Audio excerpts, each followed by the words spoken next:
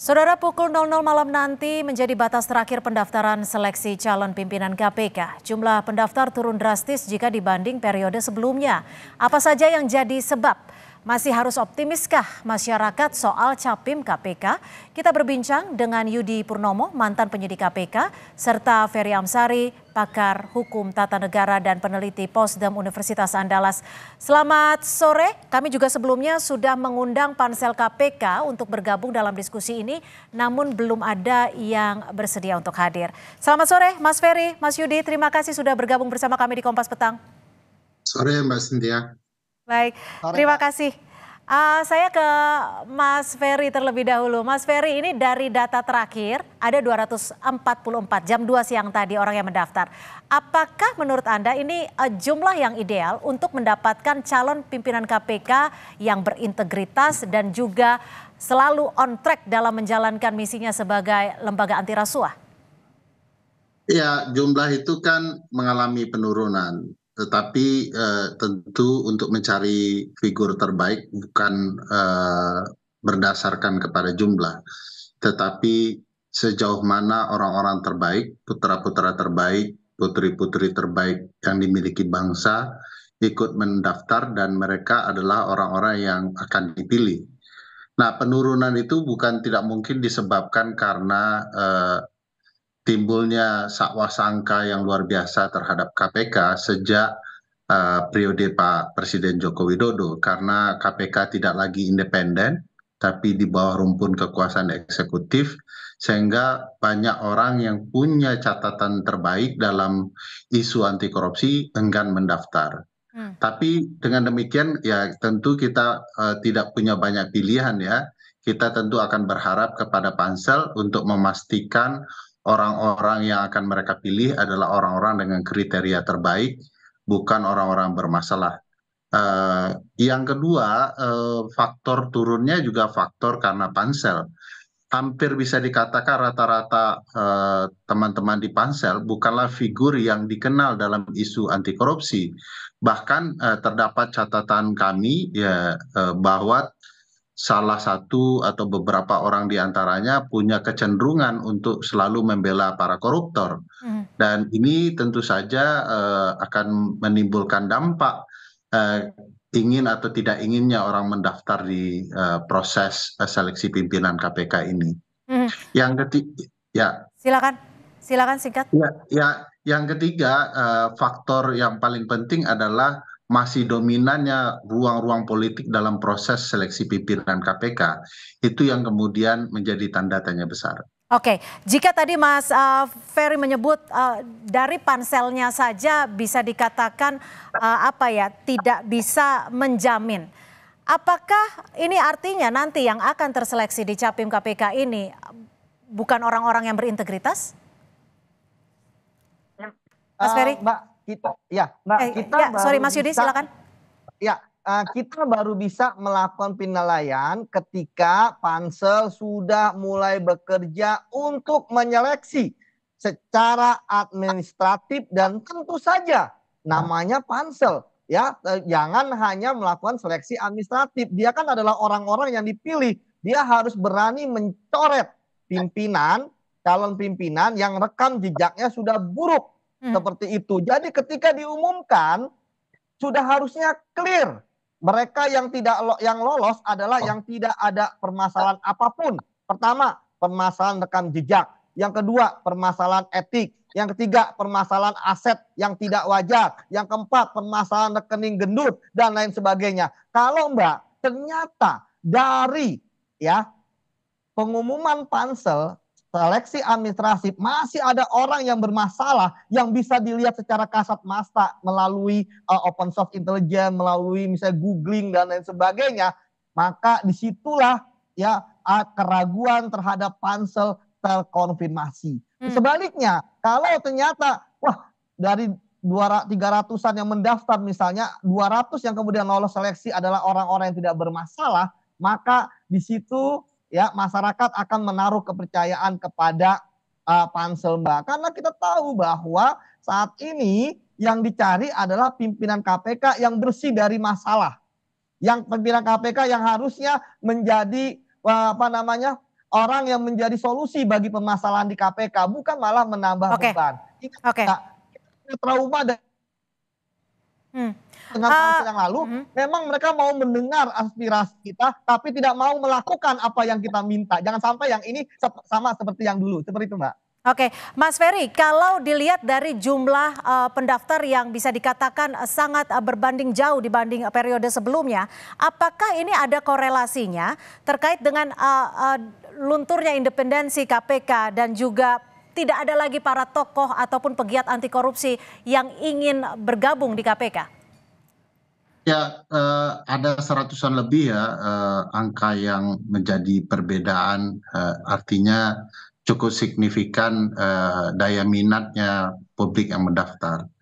Tetapi ini tidak sama sekali berkaitan apakah ada tidaknya yang punya catatan baik untuk mendaftar. Saya yakin di antara 244 calon pimpinan KPK itu tetap masih ada figur-figur yang bisa diharapkan. Sepengetahuan saya, Yudi dan teman-teman juga ikut mendorong figur-figur yang kompeten untuk terus mendaftar, bahkan mereka melakukan pengujian undang-undang soal syarat pendaftaran. Jadi banyak masih harapan kita kepada pilihan-pilihan yang mungkin akan terjadi di proses seleksi pimpinan KPK ini, tapi harus diakui bahwa memang faktor KPK tidak lagi bertaji, tidak lagi kuat menjadi alasan yang paling dominan figur-figur anti korupsi enggan mendaftar. Tetapi ini bukan berarti ya tidak ada yang terbaik ya yang mungkin bisa dipilih oleh pansel, karena pansel memang punya alternatif pilihan, walaupun figur pansel kita ragukan. Kalau figur dari Nurul Gufron sendiri, perspektif Anda yang ikut kembali mengajukan diri? Pak Nurul Gufron punya catatan buruk ya, punya permasalahan di proses etik. Kedua, putusan MK 112 PUU 20 Romawi tahun 2022 itu merupakan cara politik untuk memberikan keistimewaan kepada Pak Nurul Gufron. Harus diingat bahwa Pak Nurul Gufron tidak memenuhi syarat untuk mencalonkan diri menjadi pimpinan KPK. Tetapi gara-gara putusan Mahkamah Konstitusi, dia menjadi satu-satunya orang yang tidak memenuhi syarat berusia 50 tahun dapat mendaftar. Nah, ini menjadi catatan bahwa Pak Nurul Gufron masih punya relasi politik di ruang-ruang tertentu yang memberikan ruang kepada dia, pengistimewaan kepada Pak Nurul Gufron untuk terus mendaftar. Oke, Mas Yudi, kalau menurut Anda sendiri lalu siapa dong nama-nama yang berpotensi setidaknya bisa mengembalikan citra KPK? Ya, saat ini kan belum banyak yang melakukan declare ya, Mbak, terkait mereka mendaftar atau tidak ya. Bisa jadi ada orang-orang yang bagus tetapi kemudian dia diam ketika melakukan pendaftaran. Nah, disinilah menurut saya optimisme tetap bisa dibangun. Dari misalnya kami yang di TWK-kan ya, itu ada 4 orang yang mendaftar karena sesuai dengan persyaratan. Ya nantinya sekali lagi Mbak, bahwa banyak orang-orang baik yang seperti kata Uda Ferry ya mau mendaftar. Cuma kan sekarang permasalahannya ada ketakutan juga, jangan sampai mereka mendaftar hanya formalitas. Jangan sampai nanti ada titipan, jangan sampai nanti ternyata sudah disetting gitu kan, dugaan-dugaan itu pasti ada. Itulah sebabnya Mbak, kembali saya katakan bahwa ujian pertama pansel adalah ketika mereka mengumumkan siapa saja yang lolos seleksi administratif. Yang kalau misalnya ternyata orang-orang baik yang mendaftar ternyata sebenarnya memenuhi syarat tapi kok tidak lolos, itu akan menjadi pertanyaan. Sama seperti orang yang rekam jejaknya tidak baik kemudian lolos, itu juga akan menjadi pertanyaan. Jadi maksudnya kekhawatiran Anda adalah ketika nama-nama nanti yang terpilih bisa jadi orang-orang yang sebelumnya sudah ada bayangan ataupun sudah disetting gitu tadi? Iyalah, kita belajar dari pengalaman yang lalu. Makanya kenapa saya katakan kalau misalnya tidak mau ada dugaan seperti itu, ya pansel harus berani dan independen dalam menjalankan tugasnya. Kalau menurut Mas Ferry Amsari gimana? Bisa ada kemungkinan terjadi hal seperti itu?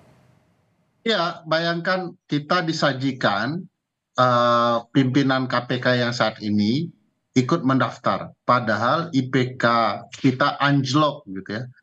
Kok bisa dia dengan begitu percaya diri mendaftar kalau tidak ada dukungan politik? Oleh karena itu, menurut saya secara etika ya, moralitas dalam isu pemberantasan korupsi, orang-orang seperti ini kan harusnya malu untuk mendaftar. Tapi sekali lagi mereka kan hanya alat yang dikendalikan kepentingan politik untuk merusak KPK dan merusak pemberantasan korupsi. Oleh karena itu ya kita patut mempertanyakan kalau dalam seleksi administrasi figur-figur seperti ini kemudian malah lolos.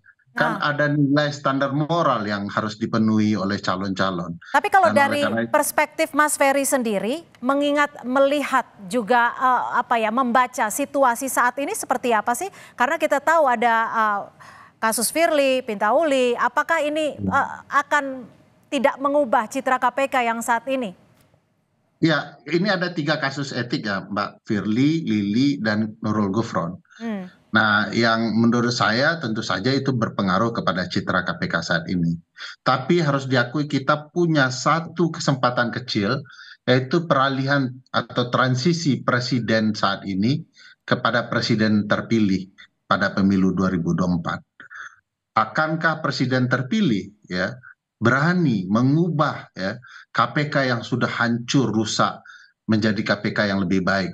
Kalau kita lihat ya dorongan dari Pak Prabowo ketika kampanye kemarin, salah satu yang dia dorong adalah penguatan KPK dan bahkan memastikan kemandirian KPK. Nah, ini kesempatan kecil ini akankah terjadi? Peluangnya Apalagi berapa kita Mas tahu Ferry, kesempatan kecil itu? ya kalau dipresentasikan itu cuma 60% lah ya. Masih di atas harapan 50-50% lah. Karena saya yakin presiden terpilih ingin punya legacy yang berbeda dengan apa yang telah dilakukan Pak Joko Widodo yang memporandakan KPK. Jadi mudah-mudahan ada dorongan itu dan masyarakat ikut kemudian berupaya mendorong presiden terpilih untuk melakukan perbaikan-perbaikan. Sebenarnya teman-teman politisi itu sudah dapat pembelajaran penting. Ketika KPK dirusak seperti ini, setidak-tidaknya KPK menjadi alat kepentingan dari kepentingan politik yang bisa mengendalikan KPK. Dan itu menghujam mereka, mereka kemudian dipolitisasi, direkayasa berbagai peristiwa yang ada, Oke. dan saya pikir itu akan menjadi catatan mereka untuk mengembalikan KPK seperti dulu. Lebih baik KPK netral dan mereka betul-betul kena karena keinginan penegakan hukum bukan keinginan politik. Baik, kita lihat nanti seperti apa hasil dari pansel KPK memilih calon pimpinan KPK. Terima kasih Mas Ferry Amsari, pakar hukum Terima tata kasih Mbak negara dan Cynthia, juga peneliti Mas Posdem Yudi. Universitas Andalas. Dan juga Mas Yudi Purnomo, mantan penyidik KPK, sudah bergabung bersama kami di Kompas Petang. Selamat sore.